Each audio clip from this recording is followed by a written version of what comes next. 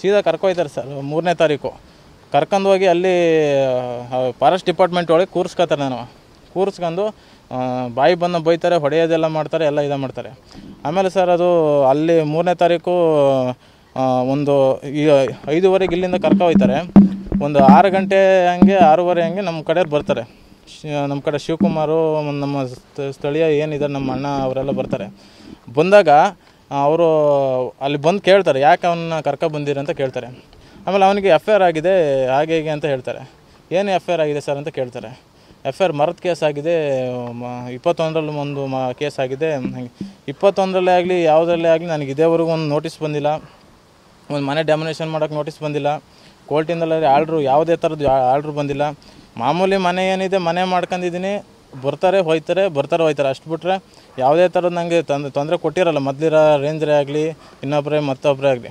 ನಾನು ಇದು ವಿಚಾರವಾಗಿ ಕೇಳಿರ್ತೀನಿ, ನಿಮ್ಮ ಇದಕ್ಕೇನೋ ಹ್ಯಾಂಡ್ ಓವರಿಗೆ ಬರೋದಾದರೆ ನನಗೆ ಫಾರೆಸ್ಟ್ ಲ್ಯಾಂಡ ಇಲ್ಲ ಗೋಮಾಳನ ಅಂದ್ಬಿಟ್ಟು ಪಂಚಾಯತಿಯಿಂದಲೇ PDO ಕೈಲೇ ಒಂದು ಲೆಟ್ರ್ ಹಾಕ್ಸ್ಬಿಟ್ಟು ನಾನು ಕಳಿಸ್ತೀನಿ. ಆ ಡೀಟೇಲ್ಸ್ ಬೇಕು ನಾನು ಕಳಿಸ್ಕೊಡ್ತೀನಿ, PDO ಕೈಯಿಂದಲೇ ಹಾಕಿಸ್ತೀನಿ. ಅವರಿಂದ ಯಾವುದೇ ಥರ ರಿಪ್ಲೈ ಬರಲ್ಲ ನಮಗೆ. ನೀವೀಗ ಗೋಮಾಳದಲ್ಲಿ ಕಟ್ಟಿರೋ ಜಾಗನ ಫಾರೆಸ್ಟ್ ಗೋಮಾಳ ಈಗ ಏನು ತೊಂದರೆ ಆಗಿದೆ, ಏನೇನಾಗಿದೆ ಹೇಳಿ. ಈಗ ಮನೆ ಕೆಡಗಿದ್ದಾರೆ ಸರ್, ಮನೆ ಕೆಡಗಿದ್ದಾರೆ. ಪಂಚಾಯತಿಯಿಂದ ಬಿಲ್ ಆಗಿದೆ, 4 ಬಿಲ್ಲು ಕ್ಲಿಯರ್ ಆಗಿದೆ. ಅದು 1,99,000 ರೂಪಾಯಿ ಆಗಿದೆ ಬಿಲ್ ಆಗಿದೆ, ಫುಲ್ ಕ್ಲಿಯರ್ ಆಗಿದೆ. ಎಲ್ಲ ಆನ್ಲೈನಲ್ಲಿ ಪೂರ್ತಿ ಇದೆ. ಅರಣ್ಯ ಇಲಾಖೆ ಹೇಳ್ತಾರೆ ಗೋಮಾಳ ಅಲ್ಲ, ಇದು ಫಾರೆಸ್ಟ್ ಲ್ಯಾಂಡು, ಅದು ಇದು ಅಂತ ಹೇಳ್ತಾರೆ. ನಾವು ಪಾಣಿಯಿಂದ ಪ್ರತಿಯೊಂದು ತೆಗ್ಸಿ ನೋಡಿದ್ದೀವಿ, ಅದು ಗೋಮಾಳ ಅಂತಲೇ ಬರ್ತಾಯಿದೆ. ಆ ಲೆಕ್ಕಾಚಾರಕ್ಕೆ ಹೋದ್ರೆ ಸರ್ ಇಲ್ಲೆಲ್ಲ ಆಲ್ಮೋಸ್ಟು ಇಲ್ಲಿಂದ ಕೆಳಗೆವರೆಗೂ ಆ ಲೆಕ್ಕಾಚಾರಕ್ಕೆ ಫಾರೆಸ್ಟ್ ಲ್ಯಾಂಡು ಅಂತಲೇ ಬರುತ್ತೆ. ಸುಮಾರು ವರ್ಷದಿಂದ ಎಲ್ಲರೂ ವಾಸ ಇದೆ. ನಮಗಿಂತ ಮೊದಲು 20 ವರ್ಷ 30 ವರ್ಷದಿಂದ ವಾಸ ಇದ್ದಾರೆ. ಮನೆಗಳು ಆಗಿದೆ ಸರ್, ಇಲ್ಲಿಂದ ನಾನು ಆಗಿದ್ದ ಟೈಮಲ್ಲಿ ಮನೆಯೂ ಆಗಿದೆ. ಅದು ನನಗೇನು ಅಂತ ಗೊತ್ತಿಲ್ಲ ಸರ್. ನಾನು RF ನಮಗೂ ಯಾವುದೇ ಥರ ಇದು ನನ್ನ ಲೆಕ್ಕಾಚಾರ ಸರಿ. ಇಲ್ಲಿ ಏನಾದ್ರು ಪ್ರೆಜರ್ ಕೊಟ್ಟು ಮನೆ ಮಾಡಿದಾನೆ ಒಂದು ಇದರಲ್ಲಿ ಏನಾರು ಇಲ್ಲಿ ದಬ್ಬಾಳಿಕೆ ಮಾಡಿ ಉದ್ದೇಶಪೂರ್ವಕವಾಗಿ ಆಮೇಲೆ ನೋಡಿ ಅಲ್ಲೆಲ್ಲ ಕಂಡು ಹೊಡೆದಿದ್ದಾರೆ. ನಾನೇ ಹೊಡೆದಿದ್ದೀನಿ ಅಂದ್ಬಿಟ್ಟು ನನ್ನ ಮೇಲೆ ಹಾಕ್ತಾವ್ರೆ. ಉದ್ದೇಶಪೂರ್ವಕವಾಗಿ ಮಾಡ್ತಾವ್ರೆ. ಇದು ಉದ್ದೇಶಪೂರ್ವಕವಾಗಿ ಮಾಡಿರೋದು. ನಾನು ಯಾವುದೇ ಥರದ ಮರನೇ ಆಗಲಿ ಮತ್ತೊಂದು ಕಡ್ದಿಲ್ಲ. ಹಾಗೆ ನಾನು ಮರ ಕಡ್ದಿದ್ದಿದ್ರು ನನ್ನ ಮೇಲೆ ಮರದ ಮೇಲೆ ಕೇಸ್ ಮಾಡಿದರೆ ನಾನು ಕೋರ್ಟ್ ಕಚೇರಿ ನಾನು ಏನೋ ಕಟ್ಕೊತಿದ್ದೆ. ನಂಗೆ ಆ ಥರ ಮೈಂಡ್ ಸೆಟ್ ಇದ್ದರೆ ಮರ ಕಡಿಯೋಕ್ಕೆ ಆ ಥರ ಮೈಂಡ್ ಸೆಟ್ ನಮಗಿಲ್ಲ. ನಮ್ಮ ಮರದ ಕೇಸ್ ಆದರೆ ಹೆಂಗಾಗುತ್ತೆ ಅನ್ನೋ ನಮಗೂ ಗೊತ್ತು. ನಾವು ಅವೆಲ್ಲ ಮಾಡೋಕ್ಕೆ ಹೋಗಲ್ಲ. ಮರ ಎಲ್ಲ ಕೆತ್ತಿದ್ದಾರೆ, ಅದೆಲ್ಲ ಕಂಡು ಹೊಡೆದಿದ್ದಾರೆ. ಅವ್ರು ಕಂಡು ಹೊಡೆದಿರೋದು ನಮ್ಮ ಹತ್ರ ಡೀಟೇಲ್ಸ್ ಇದ್ದಾವೆ. ಅವೆಲ್ಲ ವೀಡಿಯೋಗಳು ಪ್ರತಿಯೊಂದು ಮಾಡಿದ್ದೀವಿ. ಏನು ಸರ್ ನಿಮ್ಮ ಆಗ್ರಹ ಏನಾಗಿದೆ? ನಮಗೆ ಈಗ ನನಗೆ ಮನೆ ಡೆಮೊನೇಷನ್ ಆಗಿರೋದ್ರಿಂದ ನನಗೆ ಒಂದು ಪರಿಹಾರ ಬೇಕು ಸರ್. ನನಗೆ ಈಗ ಆಗಿರೋದ್ರಿಂದ ನನಗೆ ಮನೆ ಕಟ್ಕೊಡ್ಬೇಕು. ಅವರಿಂದ ನನಗೆ ಮನೆ ನಷ್ಟ ಆಗಿದೆ. ನನಗೆ ಇಲ್ಲೇ ವ್ಯವಸ್ಥೆ, ಇಲ್ಲೇ ನಾನು ಮನೆ ಕಟ್ಟಬೇಕು. ನಾನು ಬೇರೆ ಎಲ್ಲೂ ಅಲ್ಲ, ಇಲ್ಲೇ ಮನೆ ಕಟ್ಟಬೇಕು.